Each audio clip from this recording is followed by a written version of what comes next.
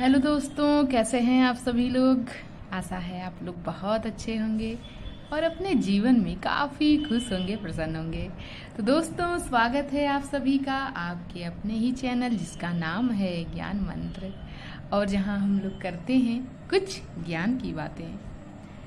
प्यारे दोस्तों, आज की संपादकीय लेकर मैं प्रस्तुत हूँ, और जैसा कि आप लोग देख रहे हैं कि आज की संपादकीय का टॉपिक है अनुचित है मजहब आधारित आरक्षण।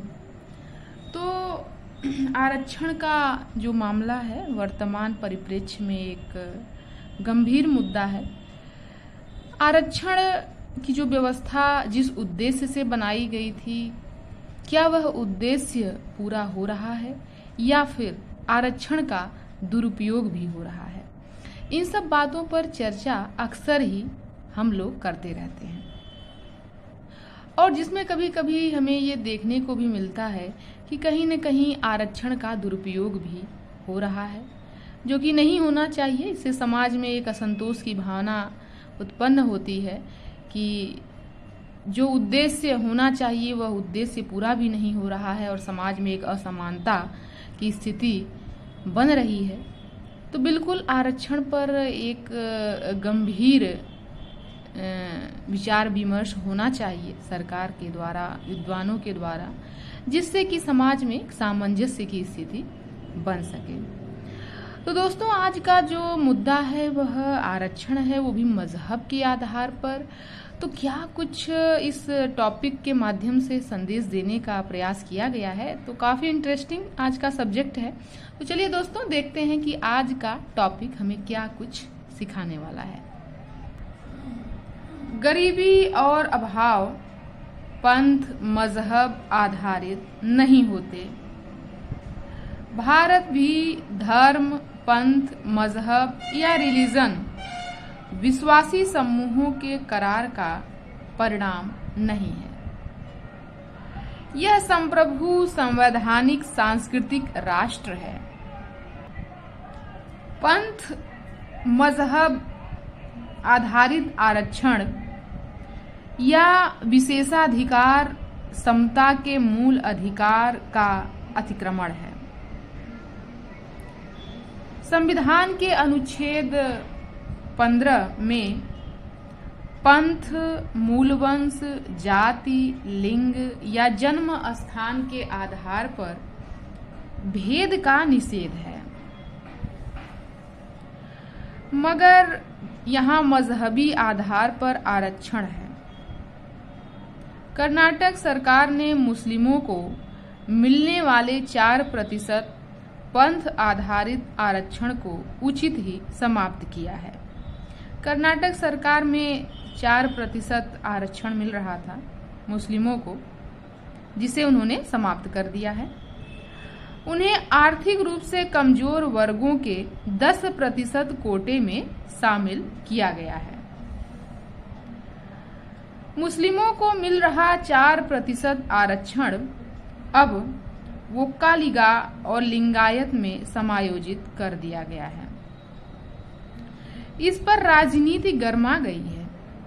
कांग्रेस अध्यक्ष मल्लिकार्जुन खड़गे ने कहा है कि हम सत्ता में आने के बाद इसे बहाल करेंगे। यह मामला सर्वोच्च न्यायालय में है। संवैधानिक विषयों पर विचार के लिए संविधान सभा की कार्यवाही महत्वपूर्ण है। विभिन्न समुदायों को विशेष रक्षोपाय के लिए सभा ने सरदार पटेल की अध्यक्षता में अल्पसंख्यकों, मूल अधिकारों आदि संबंधी परामर्शदात्री समिति गठित की। समिति की सिफारिशों पर सभा की एक बैठक अगस्त 1947 में हुई थी। उसमें पटेल जी ने कहा था कि पूर्वी पंजाब और पश्चिमी बंगाल में कुछ कठिनाइयां हैं। इस प्रश्न पर आगे विचार होगा। डॉक्टर राधाकृष्णन ने कहा था कि हम समिति की रिपोर्ट को स्वीकार नहीं कर रहे हैं। हमने कुछ संशोधन किए हैं। हम सुव्यवस्थित प्रजातांत्रिक राज्य की स्थापना कर रहे हैं। संविधान सभा में 26 मई 1949 को बहस हुई। पटेल ने कहा कि पूर्वी पंजाब और पश्चिमी बंगाल को लेकर हमारे सुझाव अपूर्ण थे। विभाजन का प्रभाव अज्ञात था, इसीलिए इस पर विचार करने के लिए एक उप समिति नियुक्त की गई थी। उप समिति ने प्रतिवेदन दिया। कुछ मुस्लिम प्रतिनिधियों ने संविधान पारित होने के बाद कहा था कि अब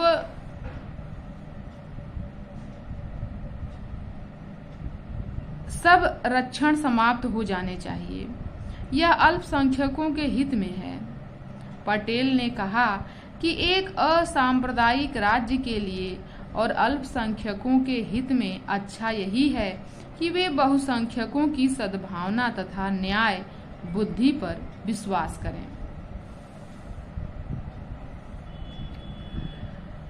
मोहम्मद इस्माइल ने कहा कि प्रतिवेदन के अनुसार अल्पसंख्यकों ने स्वयं माना है कि रक्षण समाप्त करना चाहिए।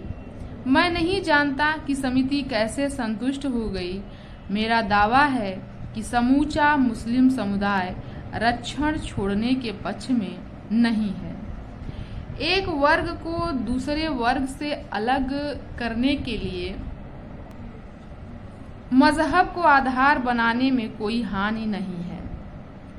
वह पंथ मजहब आधारित विभाजन को उचित मान रहे थे। Z.S. लॉरी ने कहा कि अल्पसंख्यकों को राष्ट्र का अभिन्न अंग बनने का प्रयत्न करना चाहिए। उन्होंने आगे कहा कि आपको अनुसूचित जातियों के हितों की चिंता है, मुसलमानों की चिंता नहीं है। एस नागप्पा ने कहा, हम नहीं समझते कि हमें पंथक अल्पसंख्यक होने के कारण आरक्षण मिल रहा है।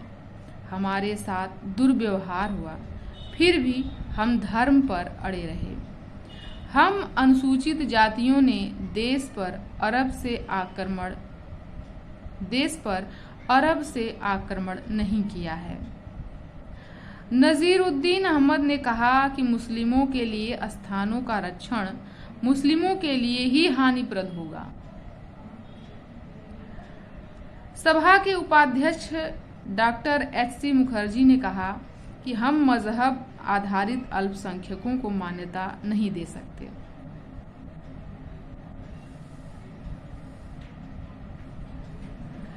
पंथक वर्गों के लिए रक्षण तत्काल समाप्त हो जाने चाहिए। R.K. सिंघवा ने कहा कि सांप्रदायिक संघर्ष के कारण भारी बर्बादी हुई है। समझ नहीं आता कि लोग अभी भी सांप्रदायिक रक्षण क्यों चाहते हैं। इसी क्रम में पंडित नेहरू ने कहा कि मेरे सहयोगी उप प्रधानमंत्री ने प्रस्ताव रखा है, इसका अर्थ है कि जो बात बुरी है हम उसका त्याग कर रहे हैं, हम सदा के लिए इसे समाप्त कर रहे हैं। पृथक निर्वाचन और सभी पृथकतावादी बातों से देश का भयानक अहित हुआ है। सभी वर्ग अपनी विचार प्रणाली अपना सकते हैं, मगर यह अल्पसंख्यक बहुसंख्यक पंथ आदि के आधार पर नहीं किया जा सकता। मैं समझता हूँ कि स्थान रक्षण की व्यवस्था को उठा लेना ही सिद्धांततः सही है। तजम्मुल हुसैन ने कहा कि हम अल्पसंख्यक नहीं हैं। यह शब्द अंग्रेजों ने निकाला था, वे चले गए, अब इस शब्द को डिक्शनरी से निकाल देना चाहिए। तब अनुसूचित जातियों के आरक्षण पर लगभग सभी सदस्य सहमत थे, मगर मजहब रिलीजन के आधार पर रक्षण देने का विरोध लगभग सभी सदस्यों ने किया। खरगे को इन बातों पर ध्यान देना चाहिए कि 2 दिसंबर 1948 को संविधान सभा में मोहम्मद इस्माइल और मोहम्मद ताहिर ने अल्पसंख्यक रक्षोपाय के प्रश्न उठाए।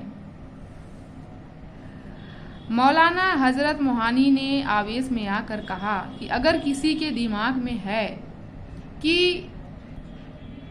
यह पर्सनल लॉ में दखल दे सकता है तो उससे कहूँगा इसका नतीजा बुरा होगा। कार्यवाही में धमकी भरे आपत्तिजनक अंश नहीं छापे गए। जब पूरा देश विभाजन को लेकर व्यथित था तब दारुल उलूम देवबंद के तत्कालीन कुलपति ने कहा था कि हम पाकिस्तान को एक इस्लामी राज्य होने के नाते बधाई देते हैं, लेकिन चिंता यह है कि जो मुसलमान भारत में रह गए हैं अब वे और भी अल्पसंख्यक हैं। इस देश में उनके सामूहिक जीवन का क्या होगा? शरीयत पाक के मुताबिक सिर्फ एक ही रास्ता है कि वे अपने शरीयत संगठन कायम करें। हिंदुस्तान की मुस्लिम जमातें कायम करें। हिंदुस्तान की मुस्लिम जमातें और फिरके एक हों, यानी उनका आशय यही था कि वे अलग रहना चाहते हैं और सेक्युलर राज्य नहीं मानते। सांप्रदायिकता को लेकर न्यायालयों ने भी कई मार्गदर्शन दिए हैं। इनमें सर्वोच्च न्यायालय द्वारा समान नागरिक संहिता की बात भी है।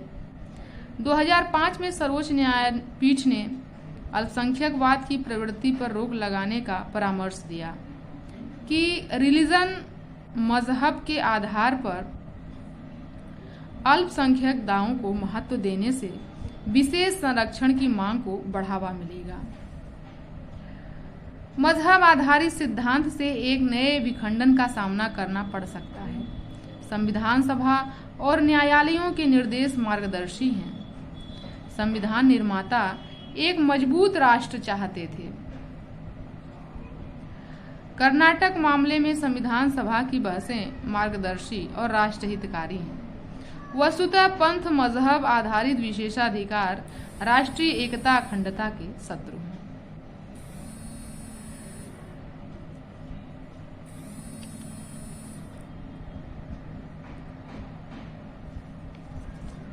तो आज का यह संपादकीय लेख उत्तर प्रदेश विधानसभा के पूर्व अध्यक्ष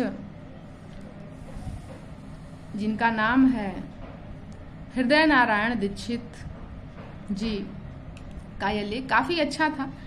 आज हमने आरक्षण पर आधारित यह संपादकीय पढ़ा जो कि काफ़ी ज्ञानवर्धक रहा और हमें बहुत कुछ जानने समझने का अवसर प्राप्त हुआ। तो आशा है दोस्तों आप लोगों को भी बहुत अच्छा लगा होगा। काफ़ी अच्छी जानकारी आपको प्राप्त हुई होगी। तो चलिए दोस्तों आज की वीडियो को यहीं समाप्त करते हैं। मिलते हैं नए संपादकीय लेख में। तब तक के लिए धन्यवाद।